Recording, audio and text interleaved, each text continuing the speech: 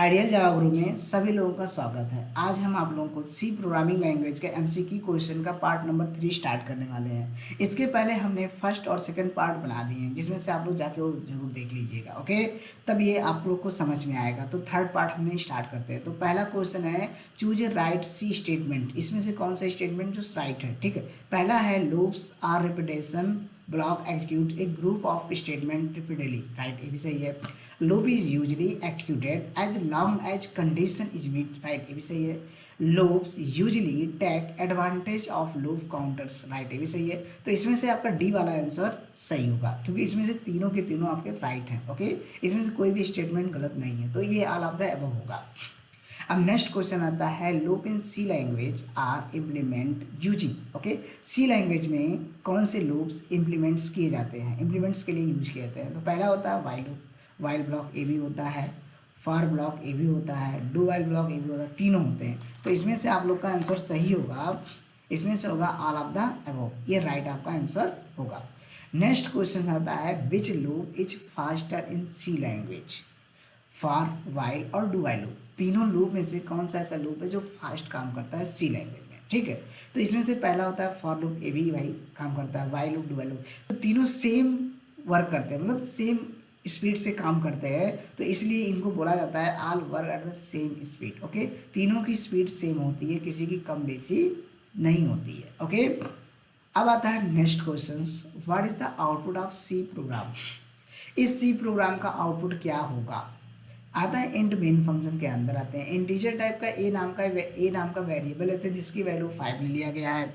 अब उसके बाद ए की वैल्यू 5 है, ये कंडीशन चेक होगा, कंडीशन आपका ट्रू है, ए की वैल्यू 5 के बराबर होता है, तो आपका प्रिंट हो जाएगा रैबिट। रैबिट आपका ये आपका आउटपुट आ जाएगा। ब्रेक, यहाँ पे ब्रेक स्टेटमेंट से हम लूप से बाहर हो जाएंगे। ओके, और रिटर्न हो जाएंगे, तो हमारा आउटपुट आएगा बी वाला आंसर, क्योंकि रैबिट ही प्रिंट होकर आएगा।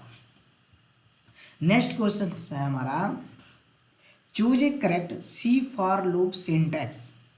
सी लैंग्वेज में फॉर लूप का सिंटैक्स क्या होता है, इसमें से चूज कीजिए राइट। ओके, अब आता है for initialization, condition, increment operation. तो इंक्रीमेंट ऑपरेशन जो होता है एक एक वैल्यू इंक्रीमेंट करने के लिए यूज किया जाता है, तो इसमें से ए वाला आंसर आपका सही होगा। ओके, और इसमें से क्या किया गया है, भले डिक्लेरेशन कर दिया, तो यहीं पे गलत हो गया। ओके, ए पे डिक्लेरेशन गलत हो गया, उसके बाद इंस्टॉलेशन कंडीशन यहाँ पे देखिए सेमी कॉलन लगा देते तो गलत है, तो इसमें से आपका फर्स्ट वाला राइट होगा। अब नेक्स्ट क्वेश्चन आता है what is the required in each C program? C program में किसकी रिक्वायर्ड होती है, किन चीज़ों की प्रत्येक सी प्रोग्राम में किसकी रिक्वायर्ड होती है? The program must have at last one function, मतलब प्रोग्राम में एक फंक्शन की आवश्यकता सबसे ज़्यादा होती है। बिना एक फंक्शन की यूज किए आप प्रोग्राम बना ही नहीं सकते। ओके, वो होता है मेन फंक्शन। बिना मेन फंक्शन का आप सी लैंग्वेज में कोई भी प्रोग्राम नहीं बना सकते हैं, तो इसलिए पहला आपका 46 क्वेश्चन का फर्स्ट वाला आंसर आपका सही होगा। नेक्स्ट क्वेश्चन आता है what is the output of the this statement printf percent D A plus plus. देखो यहाँ पे ये लास्ट में प्लस प्लस है। ओके, तो यहाँ पे सबसे पहले ए की वैल्यू प्रिंट होगा, तब प्लस प्लस होगा। Okay, the value of A plus one, ये तो रॉन्ग है, गलत है। द करंट वैल्यू ऑफ ए की वैल्यू ही प्रिंट होगा, ये राइट है आपका। 47 का सेकंड वाला आंसर आपका सही होगा।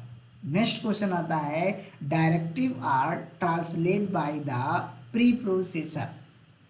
ओके, मतलब प्री प्रोसेसर के द्वारा डायरेक्टिव को ट्रांसलेट किया जाता है, तो इसमें से आपका प्री प्रोसेसर होगा। जब तक आप हैज नहीं लगाएंगे तब तक आप उस हेडर फाइल को ट्रांसलेट कर ही नहीं सकते हैं, तो has is the most important, तो हैज को ही प्री प्रोसेसर बोलते हैं। ओके, अब उसके बाद नेक्स्ट क्वेश्चन देखते हैं how many characters can a strings hold when declare as follow. देखिए यहाँ पे कैरेक्टर डेटा टाइप्स का नेम नाम का एक एरे वेरिएबल लिया गया है, एक एरे वेरिएबल ले लिया गया है, जिसमें से 20 साइज दे दिया गया है इसका। अब बताइए इसमें कितने कैरेक्टर स्टोर हो सकते हैं? तो इतना मान लीजिए एरे जो होता है एक वैल्यू कम लेके चलता है, n-1 तक लेके चलता है, तो इसमें से टोटल चलेगा आपका 19 कैरेक्टर। तो इस एरे में 19 कैरेक्टर तक वैल्यू ये स्टोर कर सकता है, होल्ड कर सकता है। ओके, अब नेक्स्ट क्वेश्चन आता है what does this statement mean. अब इस स्टेटमेंट का कैसे मतलब क्या होगा, ओके एक्सप्लेन कैसे कीजिए इस स्टेटमेंट को। देखिए अब देखिए x minus equal to y plus one, तो आप लोग पढ़े होंगे रिलेशनल ऑपरेटर, नहीं इंसलाइजेशन ऑपरेटर, तो जो होते हैं ना इंसलाइज करते हैं, इंसलाइजेशन ऑपरेटर पढ़े होंगे, तो उसमें चीज़ें इंसलाइज करने के लिए बताया जाता है। ओके तो इसमें से होगा आंसर, देखो x माइनस, देखिए इसका जो होगा ये मान लीजिए, देखिए x इज इक्वल टू अब ये माइनस जा रहा है ना, तो x माइनस और y प्लस वन। ओके अब यहाँ पे देखिए x इधर चला आया, x माइनस प्लस माइनस होता है, तो x आया, x राइट ये भी सही है, माइनस माइनस प्लस माइनस, ये भी माइनस y आ गया राइट। अब माइनस प्लस माइनस होता है, तो ये गलत हो गया, पहला गलत हो गया, सेकंड माइनस एक्स होगा ही नहीं, x प्लस ये भी गलत है। आपका यहाँ पे डी वाला आंसर सही है, क्योंकि x माइनस, देखिए y माइनस हो गया, माइनस प्लस माइनस वन, ठीक, तो आपका डी वाला आंसर आपका सही होगा राइट। अब नेक्स्ट क्वेश्चन हमारा स्टार्ट होता है 51। Array is a non linear data structure, primary data structure, linear data structure की data type data structure, not linear data structure. Array में हमेशा डेटा एक सीक्वेंस में स्टोर किया जाता है, तो array is a linear data structure. Array जो होता है एक लीनियर डेटा स्ट्रक्चर होता है right. Which of the following statement is correct about the C language. C language में से इसमें से कौन सा स्टेटमेंट करेक्ट होगा, राइट होगा। Okay the C language is a binary language, wrong, ये रॉन्ग हो गया।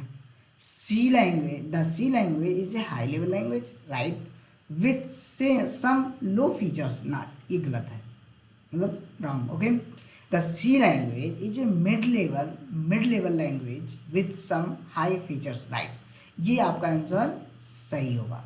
तो ये आपका थर्ड वाला आंसर इसमें से सही होगा। ओके अब आता है next question, a global variable is declare outside of the function, right, तो ग्लोबल वेरिएबल को हमेशा फंक्शन के आउटसाइड में डिक्लेयर किया जा सकता है right.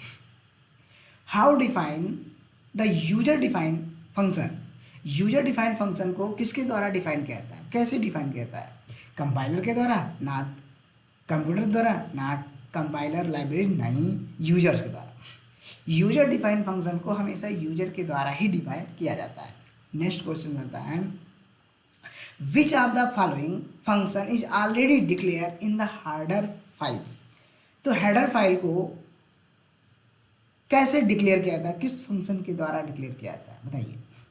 Header function, header file जो होता है किस फंक्शन के द्वारा डिक्लेयर होता है, तो यूजर डिफाइन फंक्शन नहीं, बुल्ट इन फंक्शन जो ऑलरेडी डिफाइन होता है हेडर फाइल में, तो बुल्ट इन फंक्शन के थ्रू। ओके तो इसमें से 55 का सेकंड वाला आंसर आपका सही है, राइट है। Which of the following operation can not be performed in file handling.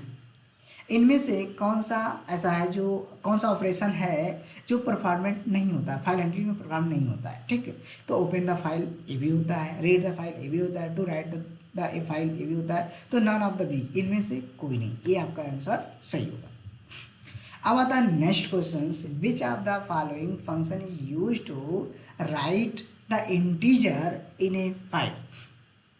मतलब फाइल में इंटीजर वैल्यू को राइट करने के लिए कौन सा फंक्शन यूज किया जाता है, तो फाइल, देखिए गेटवे फंक्शन का यूज होता है रीड करने के लिए, फाइल में इंटीजर डेटा को रीड करने के लिए गेटवे फंक्शन का यूज होता है, तो पुटवे फंक्शन के थ्रू हम इन फाइल में इंटीजर वैल्यू को राइट कर सकते हैं, तो ये आपका सेकेंड वाला आंसर सही है। ओके अब आता है next question,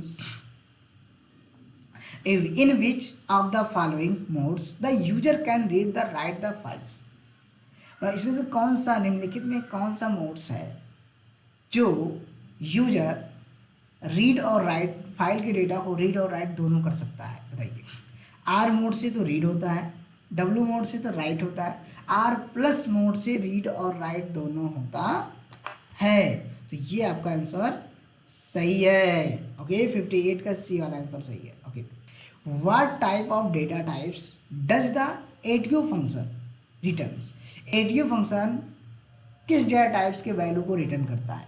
string data type, character नहीं, इंटीजर वैल्यू को। जो आरटीओ फंक्शन होता है, जो आरटीओ फंक्शन है हमारा, ठीक, आरटीओ फंक्शन जो होता है ये आपके इंटीजर वैल्यू को रिटर्न करता है। Okay which of the following keywords is used to prevent any kinds of change in a variable.